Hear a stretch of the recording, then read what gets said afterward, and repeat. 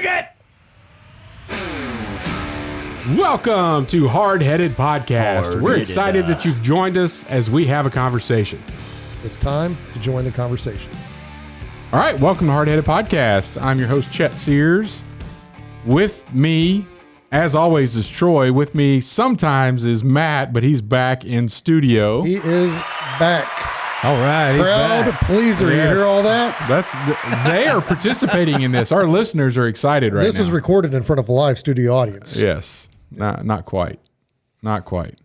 So we've got an exciting show for you today. It's a somewhat cringy show for you today as well because I believe the kids call it cringe. our top three people with Rizz, and that stands for charisma, but how the kids use it in today's day and age is flirty behavior. I like charisma. I thought it was charisma and flirty too. The boomer definition is, charisma. The kids use it as, I'm going to rizz up this girl. I'm going to go flirt with this girl. Oh, I got top three. Yeah. Okay. So that's cringe.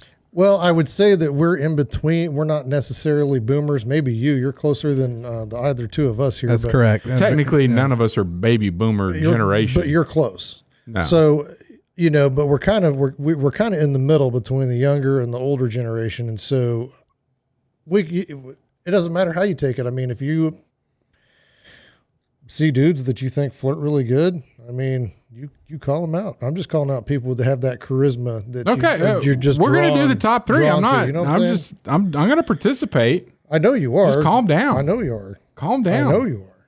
You got a lot of pent up energy. Oh, there's some You should have been aggression. in studio for the last couple weeks. This is all, you need to get it out of your system before you come into the studio at Trussell Media Studios. I can't. Well, I don't have anywhere else to dispose of this pent up aggression. so we're gonna so one of the newer things, and we're trying to keep a little bit more abreast of current events for our listeners, and we're actually getting more downloads. So we're thinking we're going down the right path here, but it is. Thanks for listening, by the way. It's the week of the Democratic National Convention. Yeah. The old DNC in Chicago. Let's go. And we're recording a couple days before this releases, but they had President Biden give his farewell address last night. They had a whole lot of people before him talk. I've noticed, and again, this may be not true from the whole perspective, but I've seen a couple videos where Jill Biden is no longer lovey-dovey with Joe Biden anymore, like not waiting around for him to help him up the stairs. He's not the head chief anymore. And so, which seems like that's some of the motivation there. But one of the things we have not covered yet, we did make a few comments, Broughton did in our last episode about J.D. Vance not being the greatest of guys. We did not know Tim Walz was going to be the vice presidential candidate for the Democratic nomination. And now he is. And there's a couple things we wanted to talk about with him, his record, because he happens to be one of the more liberal governors. He was the governor of the state of Minnesota. And he also served in the National Guard in Nebraska and in Minnesota. And there's been some accusations thrown around about stolen valor, which is a pretty harsh accusation. Some of it may be misunderstanding. Some of it may be, quote, misspeaking from the Harris campaign. But I wanted to get your input on a little bit of that. And then after we cover those two things, Matt will close us out with a good word. So, Tim Walz, stolen valor? Take it away, Matt. Oh, we're just going to put this all on me. Well, I'll cover his voting record. So,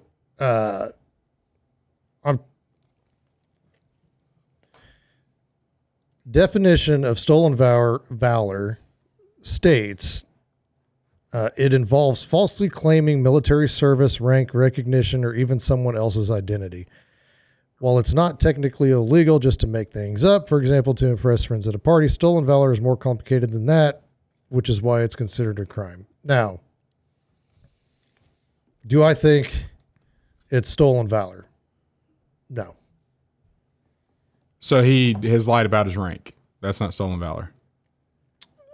I don't know. I don't know that he actually, I don't know. I don't know that he lied about his rank or if it was just somebody took it and that's what they started calling him and they made the mistake or something like that. And it just, it is what it is.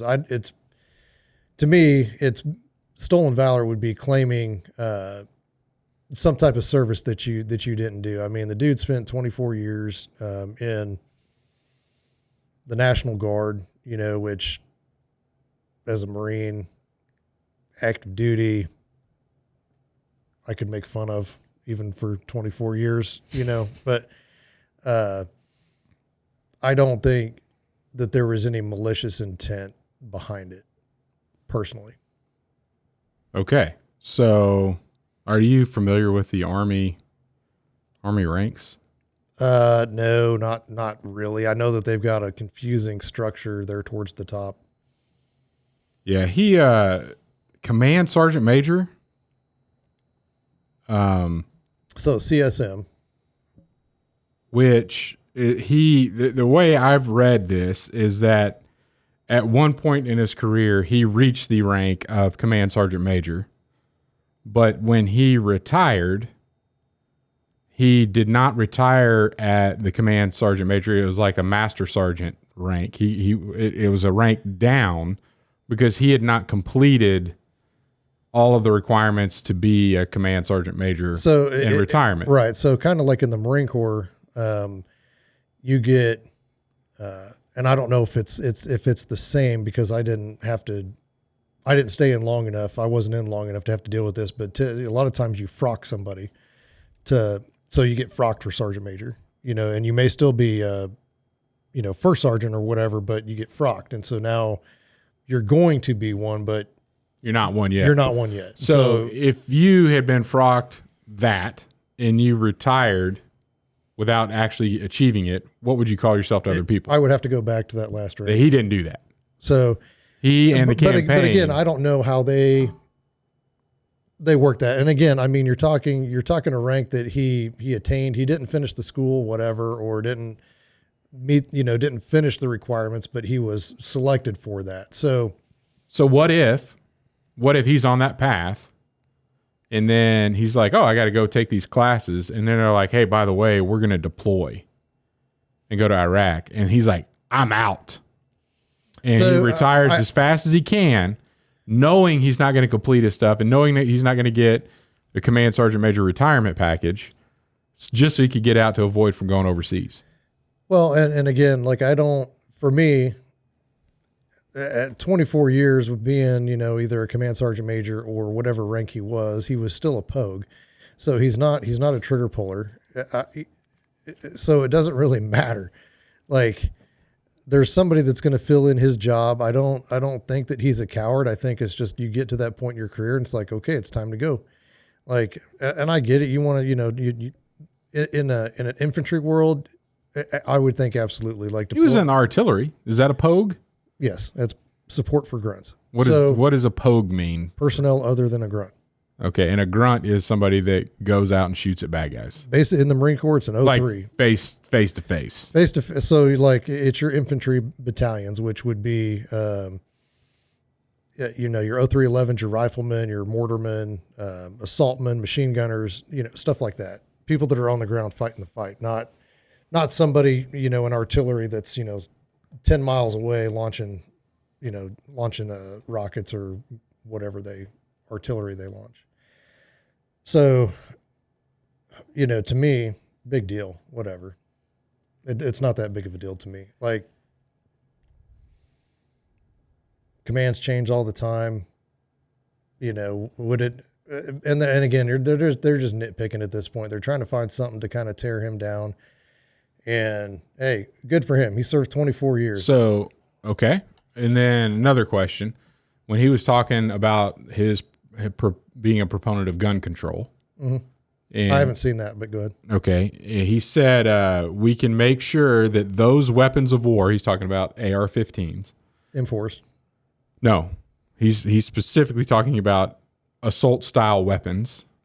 And he said, quote, "We can make sure that those weapons of war that I carried in war is the only place that those weapons are at." Okay. That a little shady that he never served overseas, that he's saying he carried weapons in war? Yeah, I mean, obviously he's not a trigger puller, and then so if he never deployed, then yeah, I mean that's and again, but they're all these politicians are the same. It's really no different. I mean,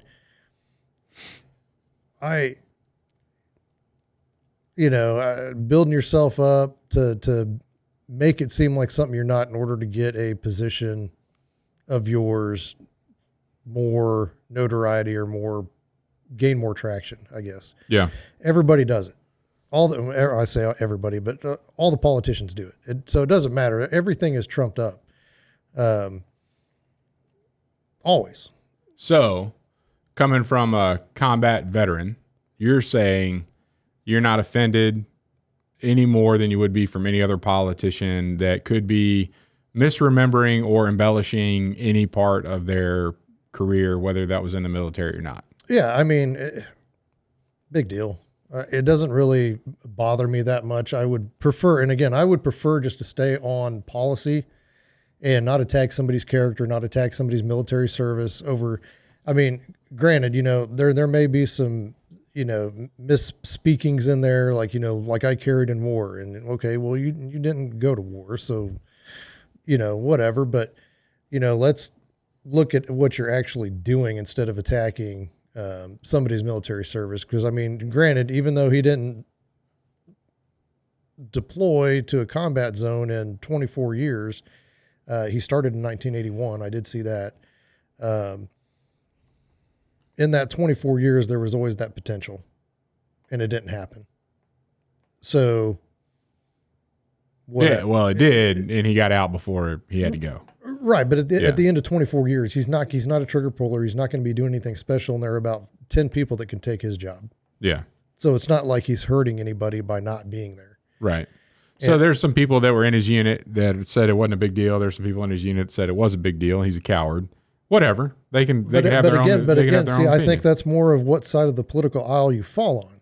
So or whether or not he disciplined you when you were in the unit, and now you're trying to get back at him. Yeah, and you're like, oh, screw that guy. Yeah. He wrote me up on a page 11 or an NJP, whatever.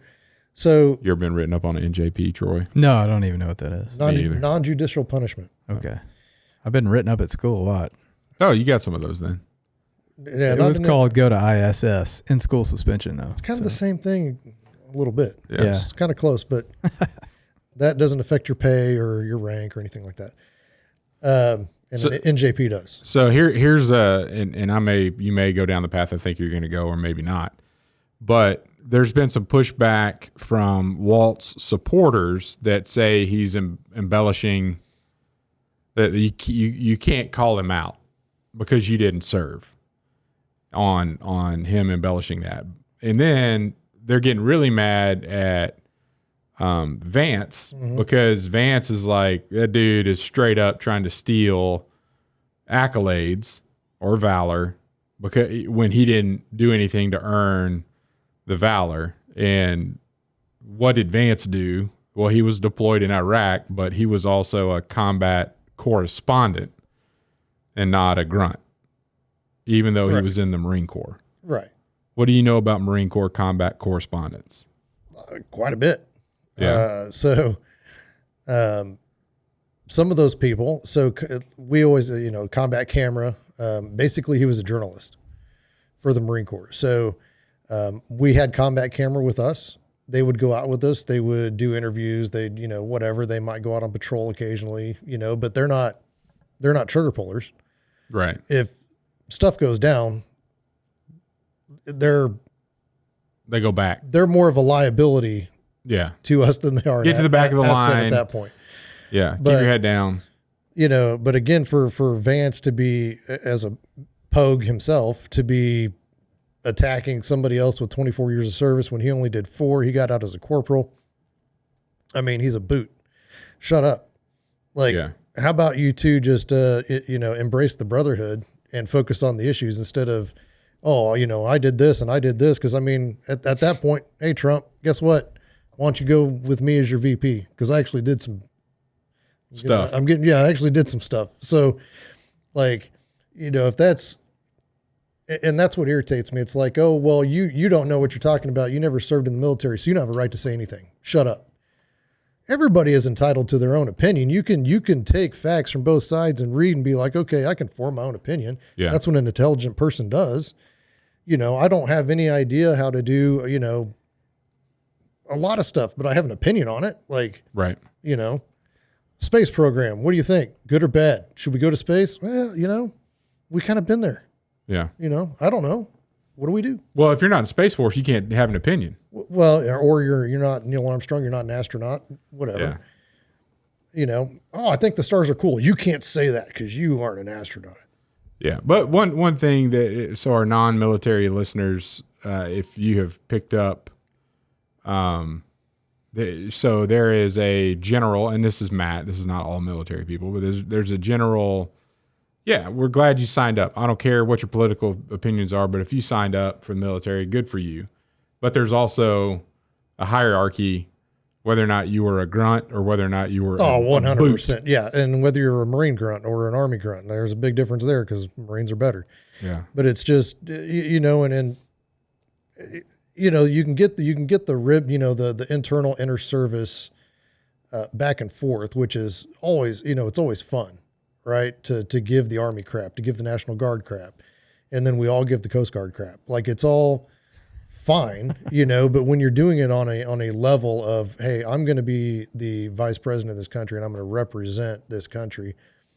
Don't trash each other on that level. Good natured ribbing back and forth. Perfect. I think that would be fun to see between two vice presidential candidates. Hey, National Guard, way to pick up my trash, whatever. Hey, Marine, go eat another crayon. I think that would be perfect to see on that, and bring people together instead of, wow, let's just really separate service and try to trash people as much as we can instead of focusing on, here's what I'm going to do. Yeah. Here's what I'm going to do. Let the people decide. Right. Okay. It irritates me to no end when. So if you happen to be a, non-military, any association, affiliation whatsoever, and you want to badmouth Tim Walz's military service, feel free. You feel free, but you're an idiot. What? But you're an idiot if you do. Well, I think you're an idiot if you trash anybody's service, unless.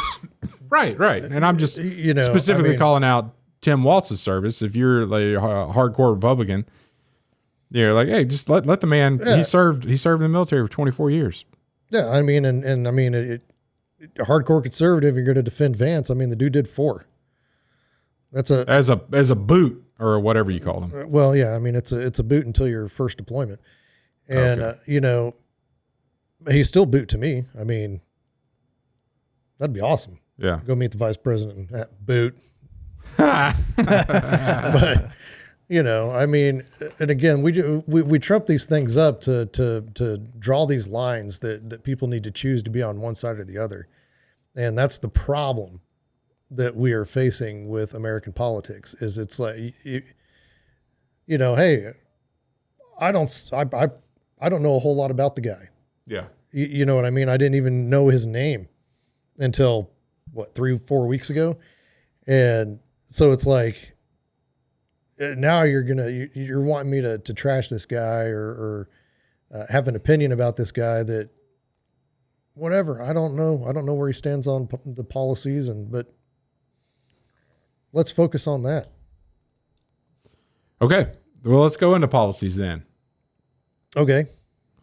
I have been told by the people that I follow, not everyone, but that this dude has been like the most liberal governor of all time in the state of Minnesota, which is actually very middle of the road. They can go either way any year, and they've had some pretty conservative governors over time and some pretty liberal ones.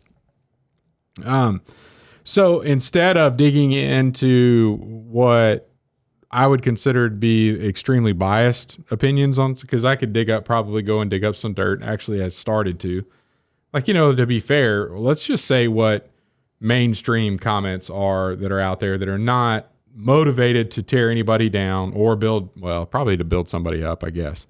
I'm going to get all the content I'm bringing you today comes from CNN.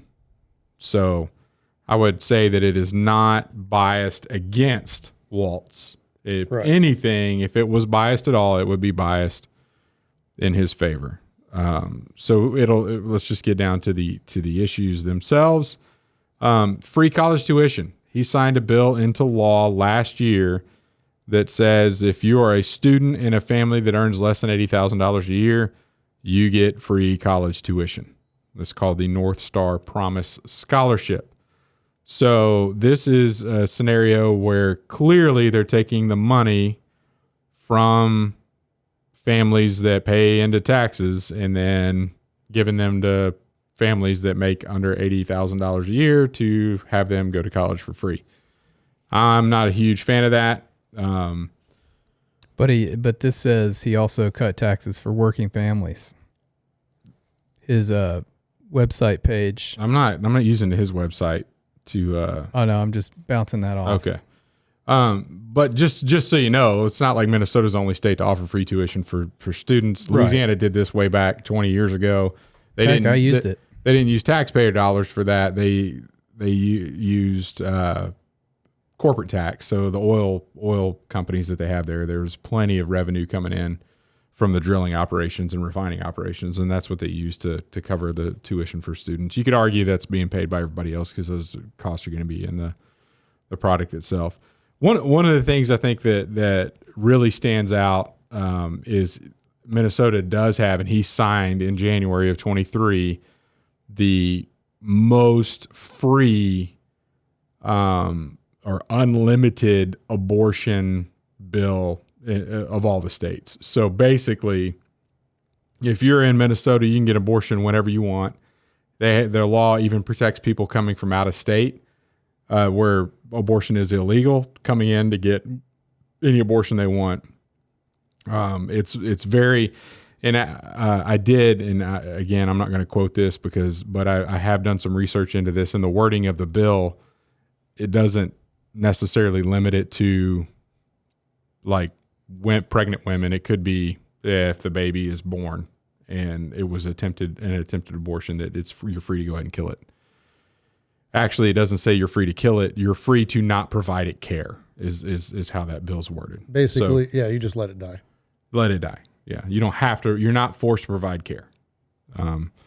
So that's a little bit extra here, but it is, CNN is saying, yes, it is one of the most pro-abortion access states in the country. Another thing, he signed in March of 23 an executive order that they need to protect and support all Minnesotans for seeking gender-affirming care health services. This is real big on the LGBTQ plus, more on the T and plus community, to give every possible thing that they can to support gender-affirming care.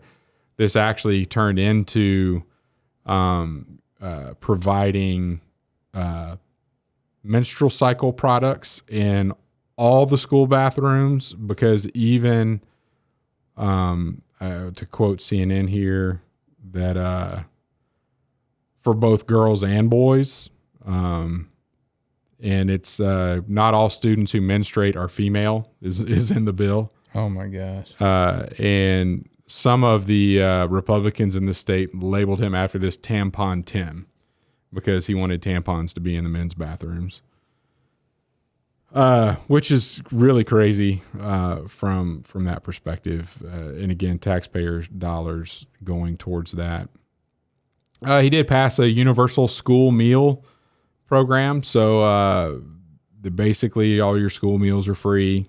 And it is one of the things that CNN does report here, some of the costs associated with the programs that he has signed up for are absolutely astounding. So that program in and of itself is a $400 million investment, I guess you could say, or cost to the state. We get into some of this gender affirming care. It's like $150 million. The college tuition thing is a substantial cost to the taxpayers of Minnesota as well. So there's a lot of, the government is going to provide all this for you. The child tax credit. So here's something that we agree on. The state child tax credit, he expanded that. So it was already in place, but he expanded it to be up to $1,750 per kid with no limit on the number of children claimed. So that's a big impact for families. So one of the things that I really do appreciate about the child tax credit is that it encourages families to have kids, which we need to have more kids to keep up with everything that's going on. The funny thing about it is that J.D. Vance mentioned he wanted to increase the child tax credit, and they slammed him because they rephrased it to say he wants to tax people who don't have kids more. So your childless cat ladies need to pay more in taxes. And so the whole national media went after him. But since we know that Tim Walz did this in Minnesota a year ago, and we also know that the Harris campaign has come out and said that they also want to increase the child tax credit. And then it's a week later, then they slam Vance. They talk about how pro-family Harris is, which is a little hypocritical. So all in all, there's some other stuff here around paid family medical leave, which is another huge cost to the state, where you can get up to 12 weeks of medical family leave paid for, up to 20 weeks in a 12-month period, depending upon, again, you don't know how much your pay is. It depends on the job that you had. But that's a pretty interesting expense, I think, that businesses will have in the state. Now, the way I like to look at that, and I actually work for a company that does offer a pretty good parental leave policy, but that's to be competitive in the market.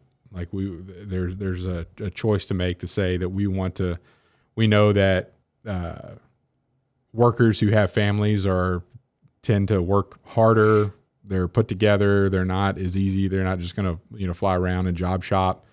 And there's an investment that the company's willing to make to be attractive to those families. And so in this case, it's not up to the competition to drive that. It is the state mandating it. So that's going to be a cost to companies that may not be able to afford it. One of the other things that I agree with him on, voting rights for ex-felons. So basically, if you serve your time, you will gain back the ability to vote.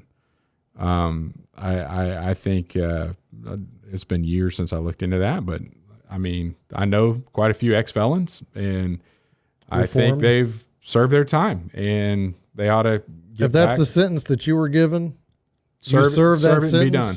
You're done. Yep. So anyway, welcome back. Yeah, I agree with that. That's a couple of the highlights, trying to be as fair as possible and give you some balanced feedback on our Democratic vice presidential candidate, Tim Walz, who's running with one of the craziest people in the world, Kamala Harris. So no way consider any of this as an endorsement, but I'm just trying to have some political discourse without flaming anyone. So that's where we are with old Tim. Yeah, we're so screwed. It doesn't matter. It's bad. Either way, it's so funny because, the people, and again, the media, social media, they're just nitpicking at literally everything. And they're trying to pick apart the way somebody says something. And we know that Harris can't get 3 words out without cackling, and it just annoys me. And I can't listen to her. Have you seen the accusations about her being drunk all the time now? I would not doubt it. I don't know. Well, But she's not helping herself the way she's slurring her speech in some places, but yep, I'm with you. You know, I mean, and who knows the hours that those people keep too. You could be running on fumes, and you're just.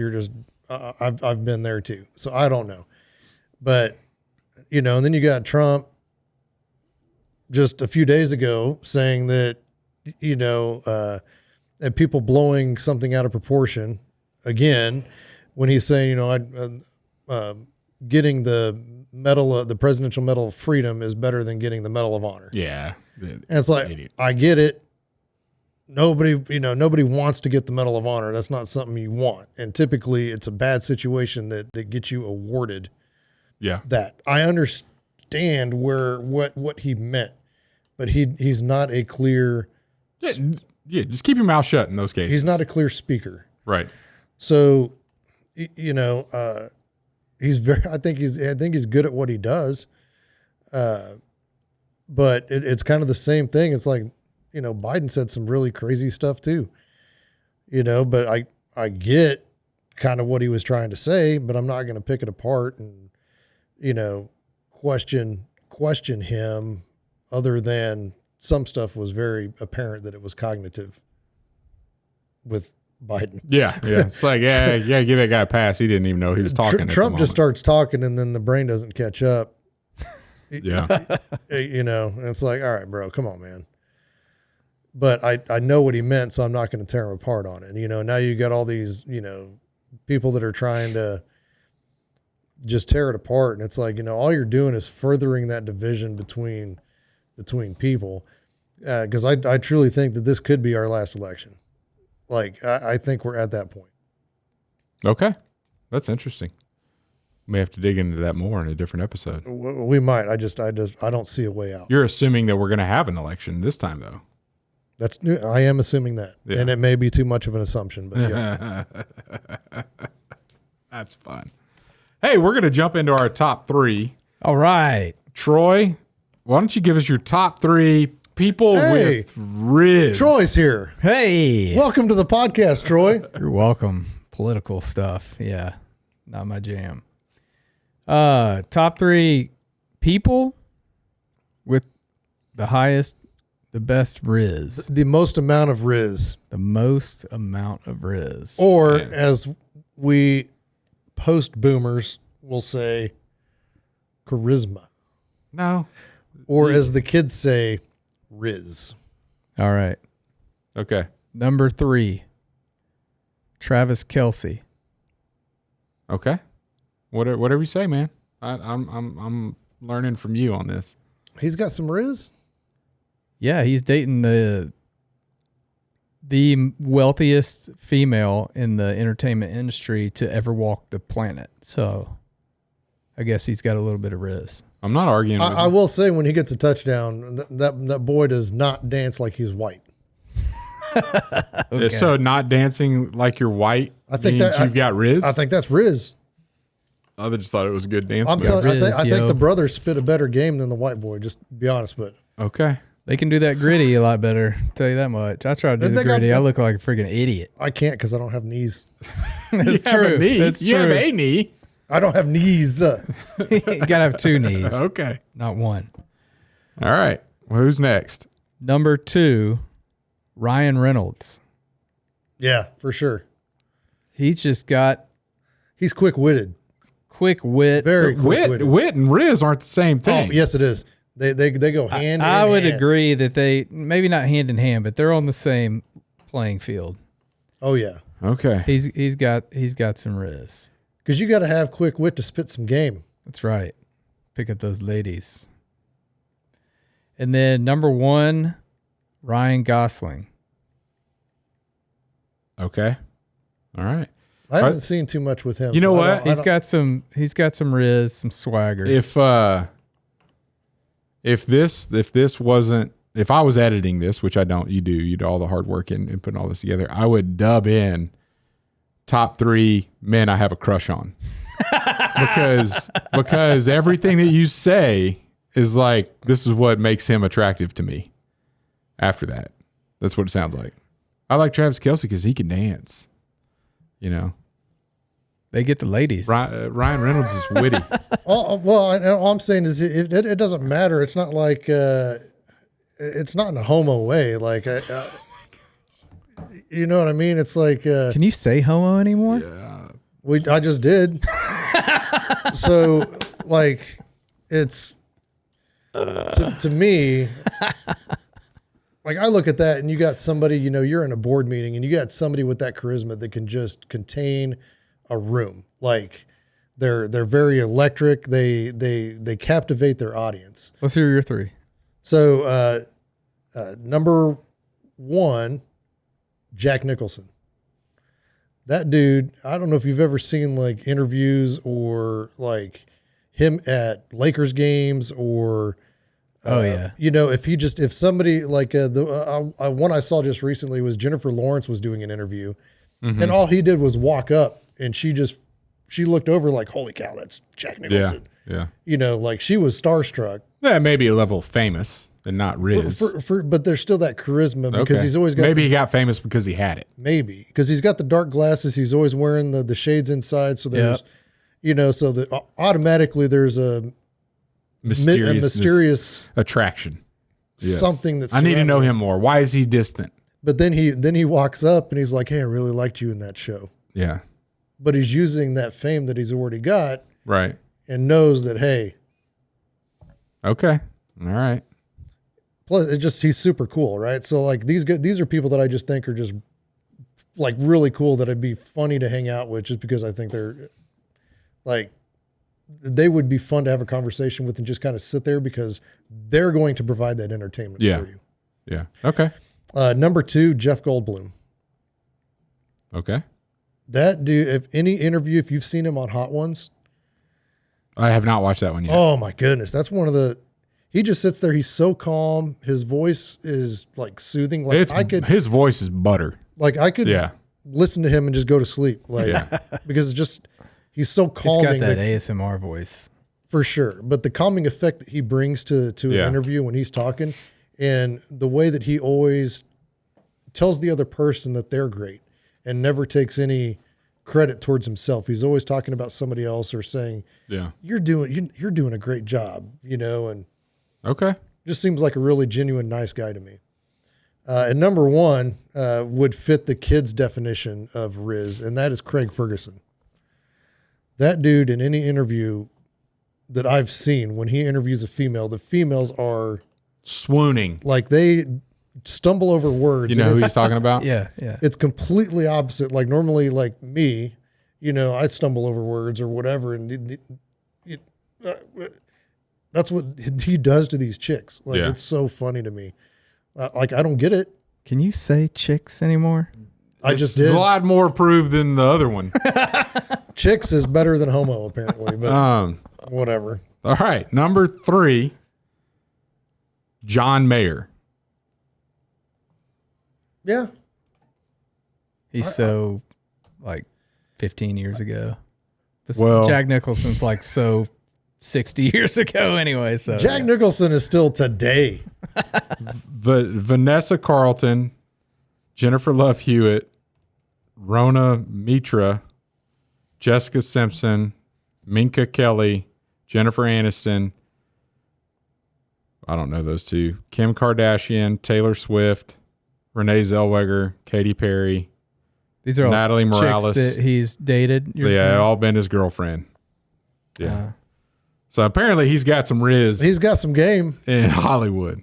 Sounds like a slut to me. I'm going to tell you what. Can you say slut? Yes, you can. You just did. So like, but I think part of that is if you I don't even know that you have to play guitar. Yeah. I think as long as you strap one on your back. He can play though. That dude is good. He is. Well, that's what I'm saying though. He can play. He can play. Yeah. But I think that's where it starts is they see that guitar and they're like, oh, musician. And then he's very good at what he does. His human nature at Michael Jackson's, whatever going away ceremony after he died. Yeah. I didn't see it. Oh my gosh. Go watch that.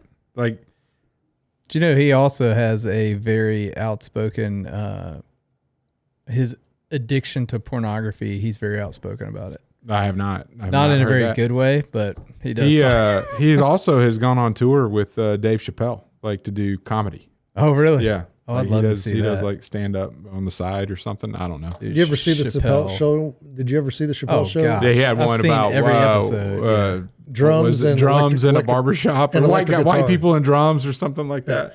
That's So a pretty let's good let's skit. try the electric guitar, and everybody's like, what? And they starts the drum and get the grooving, and Yeah. then he goes, well, let's see how white people react. And Yeah. then, yeah, It's pretty throwing chairs and breaking stuff over people's. So number 2, which tells me I kind of understood the assignment here. Number 2, Craig Fergison. There you go. Yeah, The dude. that dude can talk, If there was Rizz, he's got it. He's a married man. right? But somehow, Yeah. And number 1, and this is just by the way he carries himself in public. And it's more of not that everybody swoons after him. He's just like, I don't care about anybody else. And that's somewhat, I guess people are somewhat drawn to that. Jerry Seinfeld. Jerry Seinfeld. Yeah. When he walked, I saw him in concert. And when he walked out on the stage, we were at the, whatever where the Louisiana Hayride used to be. Oh, The at the Metropolitan or yeah. whatever it's called. The Hirsch. No. Like it's a theater, not a I don't Coliseum. know. Beef. Leave a comment. Anyway, we paid for the top row. This is back when we were like dual income, no kids. And because that's what we could afford, dual income, no kids. And he walked on that stage knowing that everybody in there paid more than $100 for every ticket and knew that everybody in there was getting a deal because he's about to, perform better than what they expected. And then that time that he's on the red carpet and somebody's like, oh my gosh, Jerry Seinfeld, I love you so much. Can I have a hug? It was like a famous person. No, And he was like, no, thanks. I'm not. And then, no thanks. And she was like, what, really? And he's like, no, I'm not. And then she walked away like embarrassed. And he's like, who was that? And they were like, oh, it's Kesha, who at the time was like this very popular female singer. And he's just like, oh, I never heard of her. I don't care. I don't mind. Oh, yeah. I don't I just know give who away that is. hugs. Yeah. Yeah. So anyway. All right. That's awesome. I guess we get it. Maybe Yeah. you got it a little bit. Yeah. But here's the deal. Craig Fergison, being a married man, I don't know how his wife puts up with it. Oh, I don't either. Because that dude, I mean, unbelievable. It's crazy. It's crazy. How his guests swoon. He still has his talk show. No, No. he's done. I wish that they would bring him back as more of like a late show instead of a late or late. He's good. He's such a He's good. funny. He's kind of like he's a really good interviewer but he doesn't have to say a whole lot. It's not the routine. Come in here, tell me about your movie. We're just going to churn you out. Like that's what we do to promote movies or albums or whatever else. You have a genuine conversation with somebody. It's kind of fun. Yeah. But yeah, I've seen him on quite a few podcasts recently. He's very open about how he was an alcoholic and His recovered addiction and he has a lot of value into the conversation there. So anyway, all right, Matt, you got a good word for us? I do. And it goes back to what I was saying before about the talking about one side and trying to convince people about one side, and basically trashing people for political gain. And I don't care if you are that politician that's running, or if you are a voter like myself who's trying to convince somebody else. Don't care. So the good word today comes out of Matthew 7:12. So in everything, do to others what you would have them do to you, for this sums up the law of the prophets. The golden rule, folks. So don't distort things to make somebody look worse than they actually are. You don't want somebody doing that to you. Nope. I would like to be treated. I'm going to treat you the way I want to be treated, and I would appreciate the same in return. Yeah. And I think if we get back to that golden rule, how much better, at least from a starting point, how much better are we going to be? I think one of the candidates that is out there that, and we don't need to continue this episode any longer, that you could say has been, let's just talk about the issues, has been RFK Jr. For sure. Yeah. Yep. And I don't agree with him on every position. But No, not at all. But the way he handles himself and the way that this is everything but the baby bears. Yeah. But we talked about that. And we talked about that. Yeah. I mean, that's a whole other, that was a whole text string. All right. Thanks for listening. We'll see you next time. I got it here. Thanks for listening. Keep bringing up candidates. I don't know. Let's get out of here. Good grief. We'll see you next week. Thanks for listening to the Hardheaded Podcast. Don't forget to share this podcast with others to help us get the word out. Also, if you haven't yet, please rate and review the show. This helps our podcast show up in other people's suggested shows that may or may not have listened to us before. Thanks for listening, and we'll see you next week.